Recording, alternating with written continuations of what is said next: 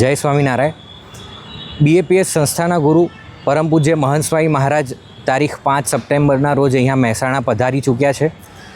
અત્યારે 19 સપ્ટેમ્બર સુધી તેઓ અહીંયા મહેસાણા ખાતે જ વિરાજમાન રહીને ભક્તોને દર્શનદાન દેવાના છે, ભક્તોને આશીર્વાદ આપીને લાભાન્વિત કરવાના છે.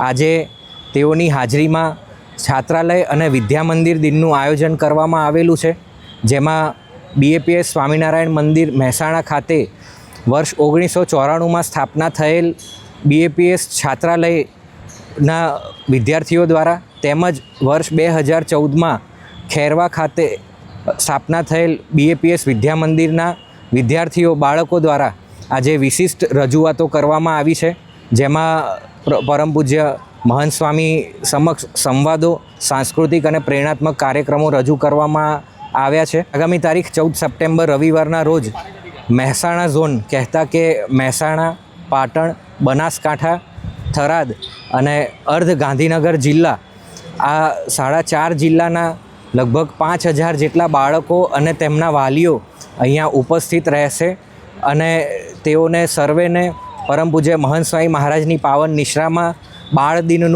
ખૂબ જ વિરાટ આયોજન કરવામાં આવેલું છે, જેમાં બાળકોને પ્રેરણા પ્રાપ્ત થાય, તેઓ સદમાર્ગે જીવન જીવી શકે અને ઉન્નતિ થાય અને સંસ્કારમય તેમનું જીવન બને, એ ઉદ્દેશ્યથી અહીંયા બાળ દિનનું આયોજન થયેલું છે. જાણીએ છીએ કે આપણે જો ઇમારત ખડી કરવી હોય તો એમાં મુખ્યત્વે પાયો એ મહત્ત્વનો ભાગ છે.